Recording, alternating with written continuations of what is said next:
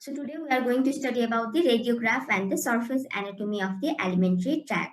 See, different parts of the alimentary tract, they are the from cranial to caudal, they are the oral cavity, pharynx, esophagus, stomach, small intestine, and the large intestine. Small intestine, it has the three divided into the three parts: duodenum, jejunum, ileum. Large intestine has also the different parts. First one is the cecum and boniform appendix, colon, and rectum and anal canal. Colon also divided into the ascending colon, transverse colon, descending colon, and sigmoid colon. So these are the parts of the alimentary tract. So for the radiographs of the alimentary tract,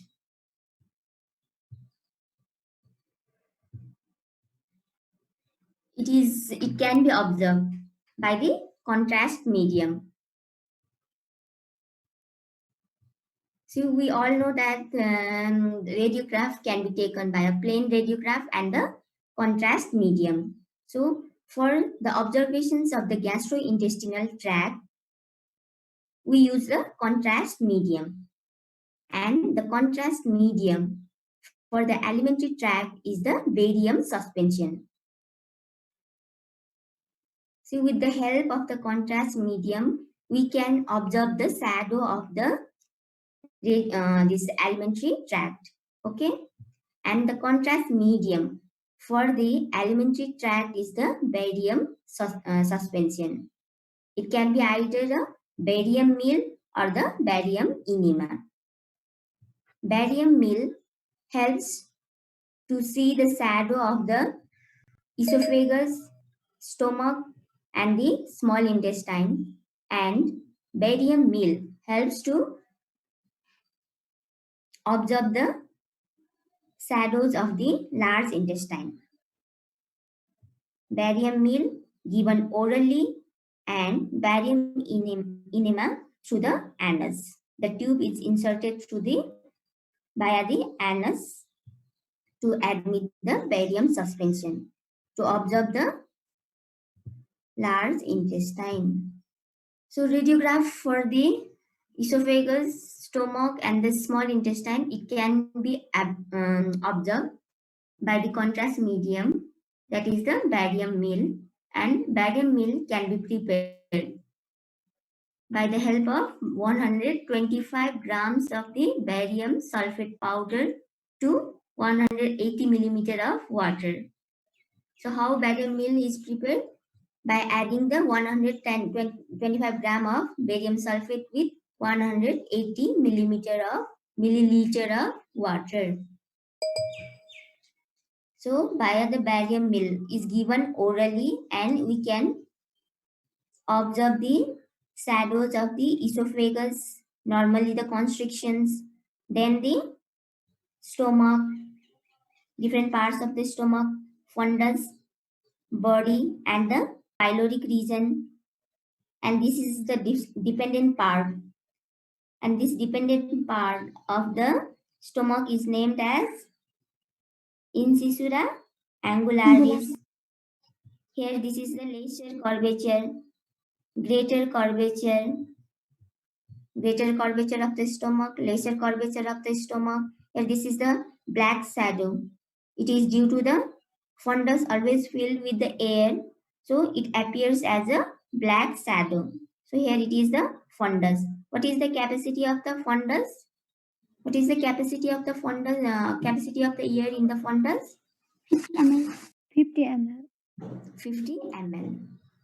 And capacity of the stomach? In a new one, it is about 30 to 50 ml, and in adult, it is about 1500 ml. 1500 ml, 1000 to 1500 ml. Okay.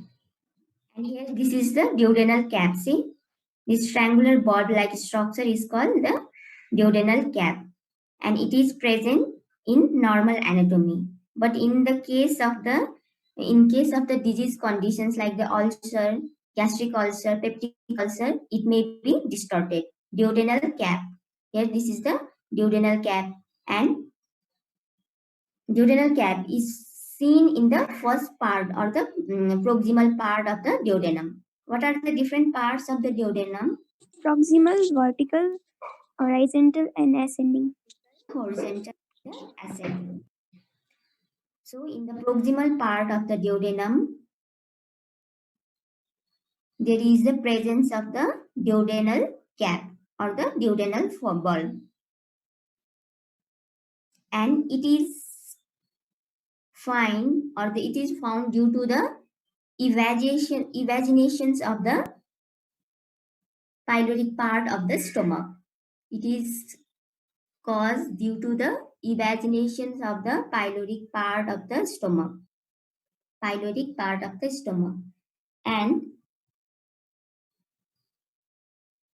here this second part of the duodenum, third part of the duodenum, fourth part of the duodenum, and this jejunum and the ileum.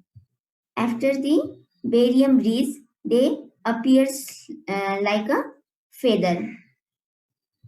As the barium is broken up and appears as a feather-like structures. So these are the different parts of the stomach. When the patient is given a barium meal, fundus appears as a black because of the air translucent, and the contrast medium is opaque. So it appears as a white. So fundus of the stomach, these are the peristaltic wave, greater curvature, lesser curvature. Dependent part of the stomach is the angulari, incisura angularis, pyloric antrum, duodenal cap, and here this is the jejunum and the jejunum. When the barium mills reach in the jejunum and the second, third, fourth part of the duodenum as well as the ileum, this barium it broken up and appears like a feather because of the transverse mucosal fold or the valves of Kerckring or the plica circularis. Because of the plica circularis, this barium mill broken off and appears like a feather. Jejunum, ileum, and the second, third, and the fourth parts of the duodenum.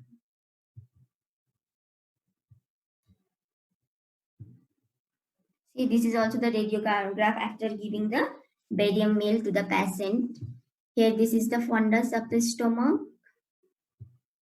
Appears as a translucent black shadow is the fundus of the stomach. These are the peristaltic wave, body of the stomach, pylorus of the stomach. Then here it is the duodenal cap, second part of the duodenum, third part of the duodenum, then the ascending part of the duodenum. Now here this is the jejunum and the ileum. See, they appears like a feather. For the examinations of the large intestine, barium enema is used. Barium enema is used, and barium enema is given via the anus or the anal orifice via the tube. See, here it is the tube inserted from the anus, and barium is introduced into the colon, and the barium sulfate suspension they can be prepared via the mixing the 300 gram of the sulfate powder with 1000 millimeter of water. 300 gram with 1000 ml of water, and introduce into the colon via the anus. So by the barium is the enema tube in the rectum. Here this is the enema tube in the rectum. Through the tube we inserted the barium in the colon, and it helps to examine the different parts of the large intestine. They are the here cecum and the vermiform appendix, cecum and the vermiform appendix, then ascending colon, transverse colon, descending colon, rectum, sigmoid colon, rectum, and anal canal.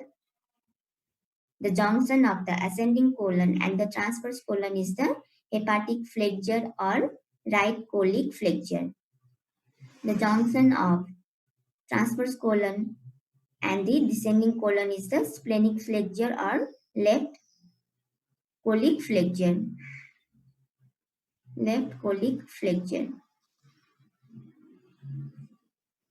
So for the examinations of the gastrointestinal tract, the contrast medium is barium meal as well as the barium enema. Barium suspension is given to the patient to examine the different parts of the gastrointestinal tract.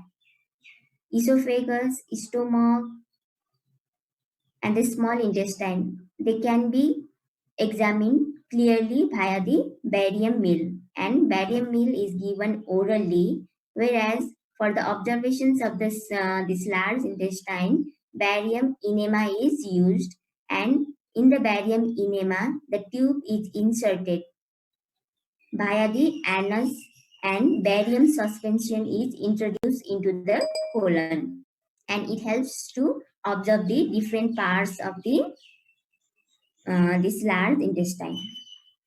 And you know the characteristic features of the large intestine is the saculations and the haustration. See, these pouch-like structures are the sacculation and the haustration, Taenia coli, and the appendices epiploicae. What is Taenia coli?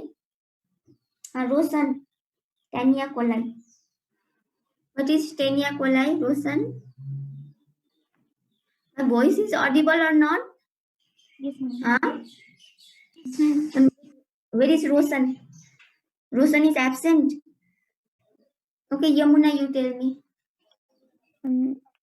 Taenia coli, they are the longitudinal muscular band present in the Beginning of the long, they are longitudinal beginning of the longitudinal muscle, muscles. and they are arranged in three ways. Or there are three bundles are present, bands are present, and they has a name. First one is Taenia livera, second one is Taenia mesocolica, and another is Taenia omenthalis. So the surface landmarks of the abdominal wall. So what are the surface landmarks for the abdominal wall? They are the umbilicus. Umbilicus. Umbilicus, it is present in the intervertebral discs between the L3 and L4. Umbilicus, it is present in adult in the intervertebral discs between the L3 and L4. But in case of the infants and the obese person, it may be slightly below of the normal adult case. See, umbilicus, it lies in the intervertebral discs between the L3 and the L4. And above the umbilicus and below of the umbilicus, there is a depressions. This is called as the linea alba. Linea alba. Linea alba, it extends from the xiphoid process to the upper end of the pubic symphysis. Linea alba. Linea alba. Okay, and lateral to the linea alba, here this is the surface landmarks for the rectus abdominis muscle. Rectus abdominis muscle.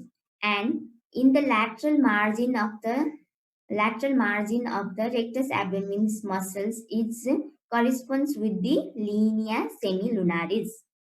Linea semilunaris. It represents the lateral margin of the rectus abdominis muscle. Rectus abdominis muscle. Linea alba, linea semilunaris. So here these are the rectus abdominis muscle. And the depressions on the epigastrium is the depressions or the within the two costal margin, there overlies the xiphoid process. Xiphoid process. Xiphoid process. Here these are the costal margins.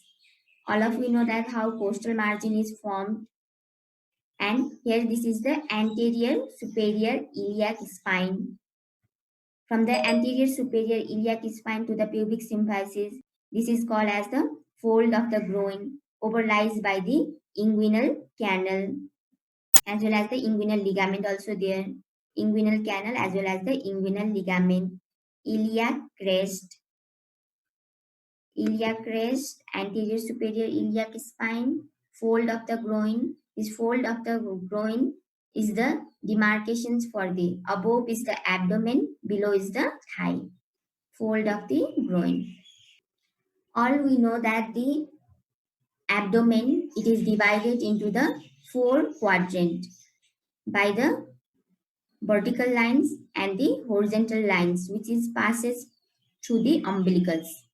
So it is divided into the 4 quadrant by the 2 lines. One is the vertical lines passing through the umbilicus, another is the horizontal line passing via the umbilicus. This divides the anterior abdominal wall into the 4 quadrants: left upper quadrant, right upper quadrant, left lower quadrant, and the right lower quadrant. And it is the anterior abdominal wall. It is divided into the 9 regions, 4 quadrants by the line passing through the umbilicus, and 9 regions by the 2 horizontal lines, 2 horizontal lines, and 2 vertical lines. These 2 vertical lines are called as a right and the left lateral lines. And the 2 transverse lines are the transpyloric plane and the transtubercular plane. Transpyloric plane and the transtubercular plane, as well as the 2 lateral planes, divides the anterior abdominal wall into the 9 regions.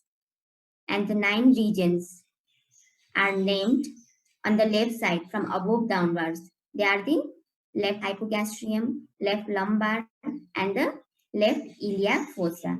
On the right side, yes or no? Huh? This transpyloric plane, it passes through the tip of the 9 costal cartilage and opposite of lower border of L1.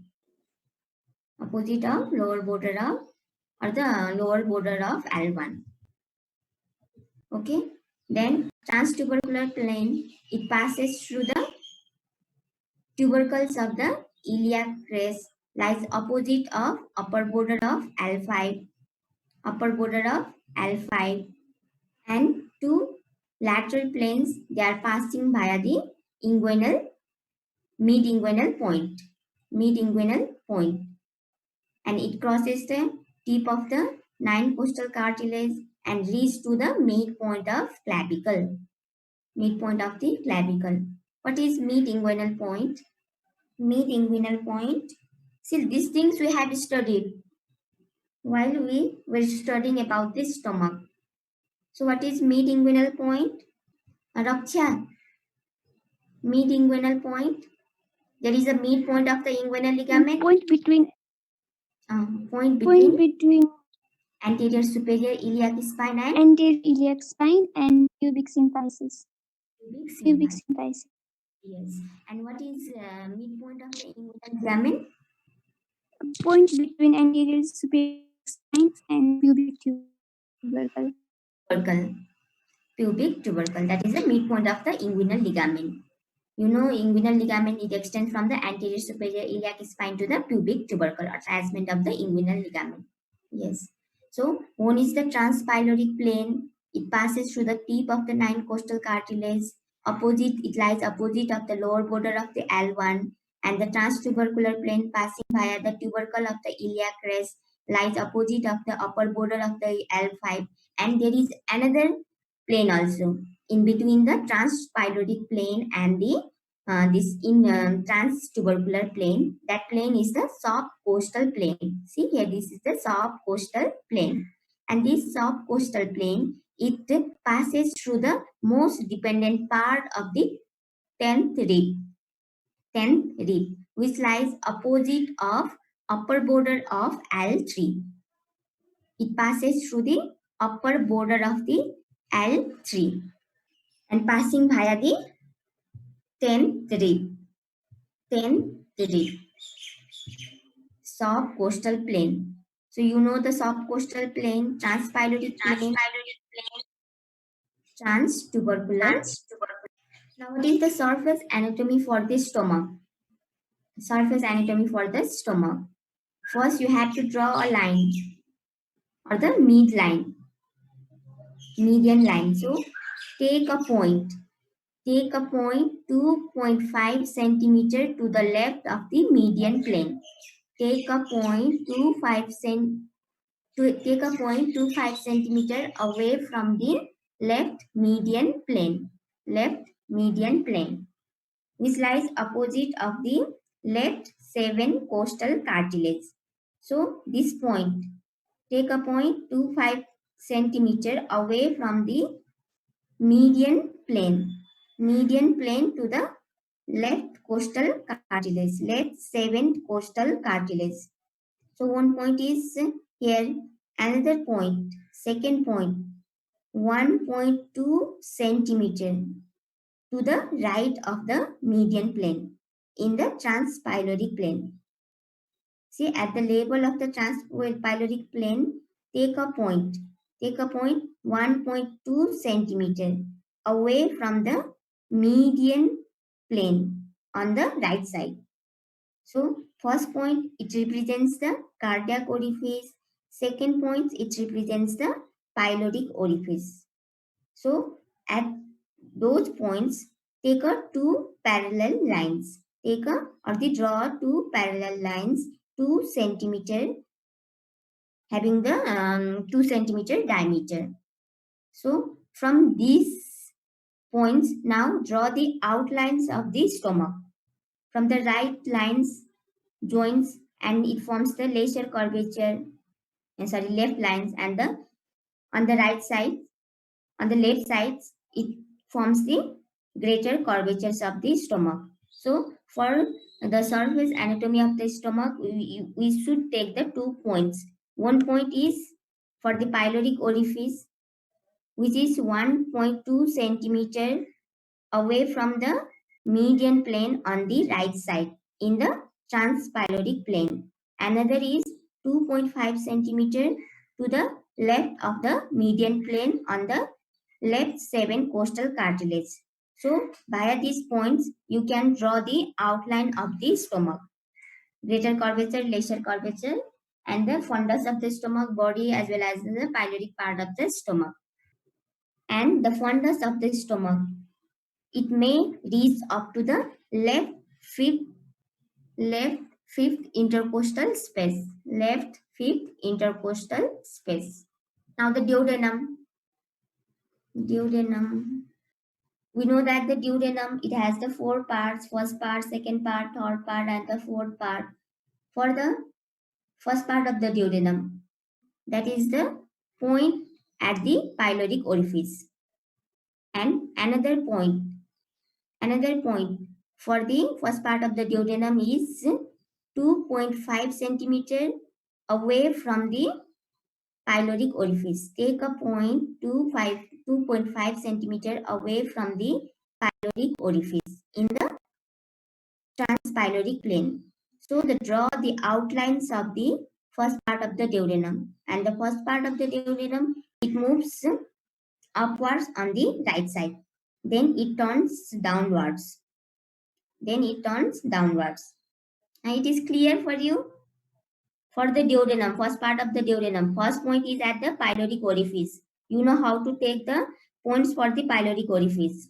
Now the second point for the first part of the duodenum is 2.5 centimeter away from the first point, that is the pyloric orifice. So draw the outlines of the first part of the duodenum.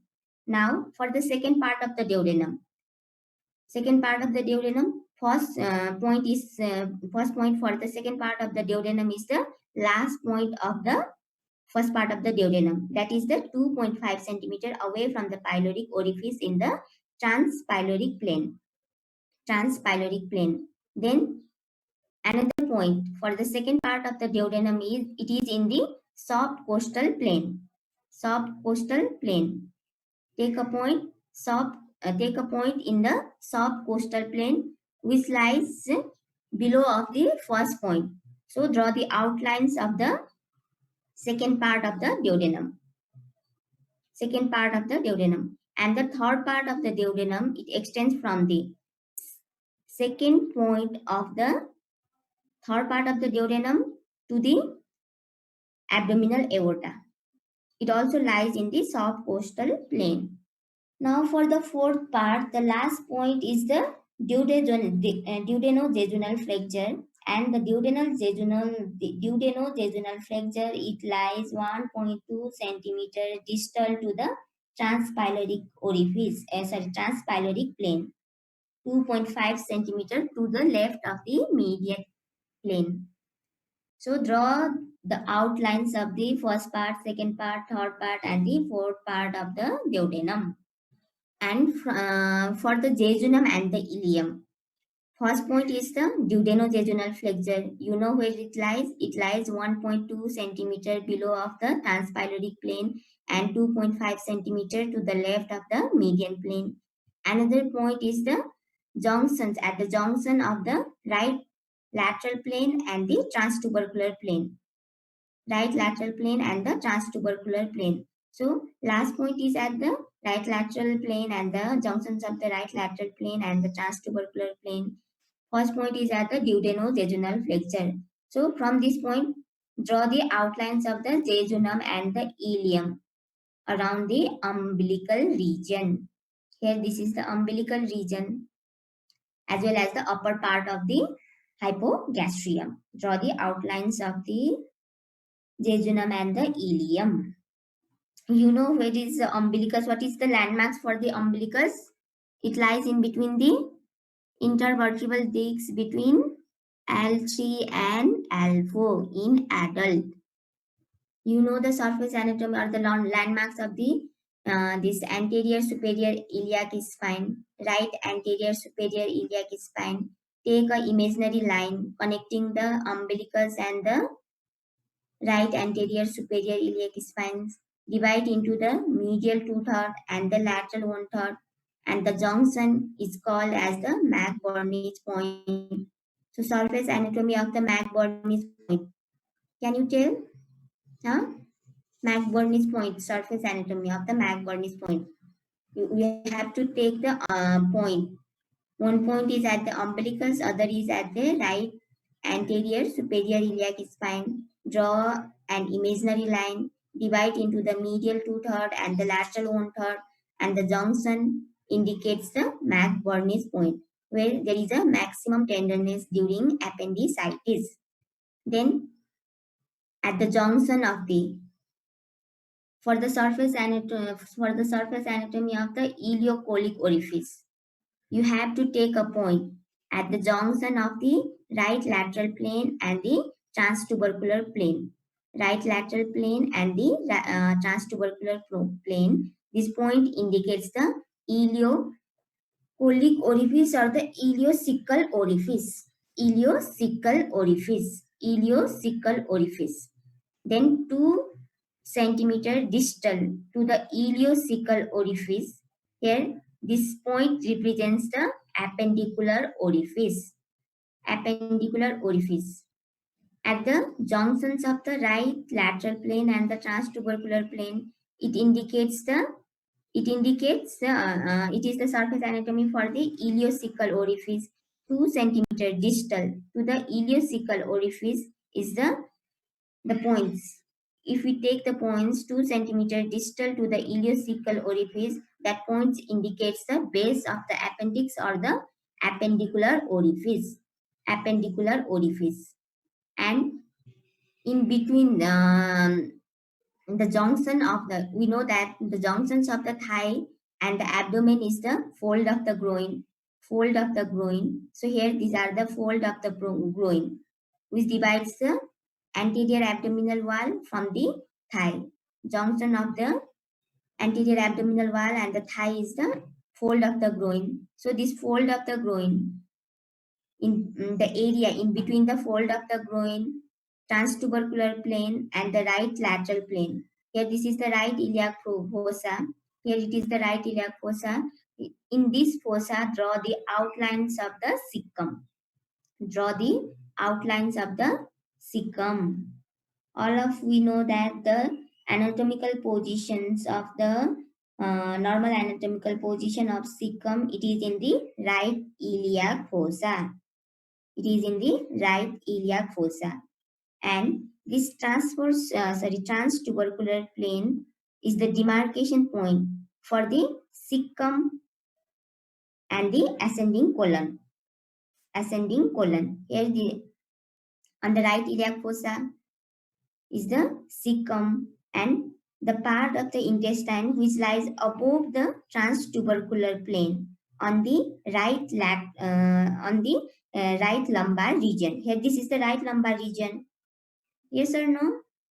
This is the right lumbar region lateral to the right lateral plane, right lumbar region. So the large intestine which lies above the transtubercular plane is the ascending colon. And this ascending colon, it extends up to the point which lies in between the transpyloric plane and the subcostal plane. It extends up to the midpoint of the transpyloric plane and the subcostal plane. You know how to draw the subcostal plane, transpyloric plane, transtubercular plane, and the lateral planes. Yes or no? See, you have to draw these lines and try to learn from by drawing. It will be easy for you. And the last point for the ascending colon is take a point 10 centimeter to the right of the median plane. Take a point 10 centimeter away from the median plane and 2.5 centimeter below of the transpyloric plane. So these points indicates the right colic flexure or hepatic flexure. Right colic flexure or the hepatic flexure.